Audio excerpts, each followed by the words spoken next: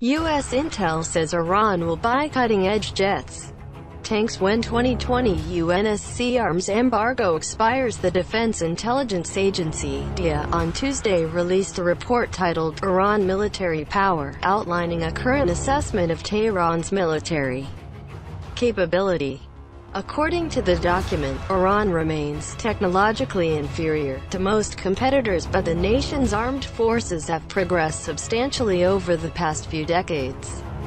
The DIA report claims that Tehran is seeking to become the dominant regional power in the Middle East, adding that Iran is making rapid progress in developing combat drones and other warfare systems, including missiles. According to the DIA assessment, Iran currently uses obsolete 1970s-era Soviet tanks and a mix of older fighter aircraft, but may quickly upgrade after the United Nations Security Council (UNSC) arms embargo is lifted next year.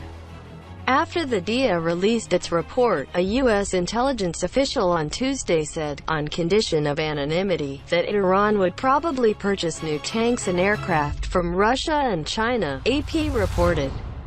The DIA report also noted that Iran's military ambitions could be restrained over the nation's budget issues, particularly as defense spending declined this year and could see more cuts as Tehran struggles under the additional economic pressure of reimposed U.S. sanctions.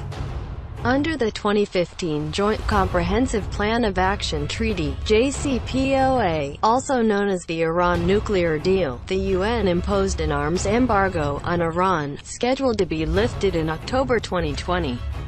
The Trump administration unilaterally pulled out of the accord last year and reimposed tough sanctions against Iran, leading to an escalation of poor relations between Tehran and Washington and additional tension in the Middle East.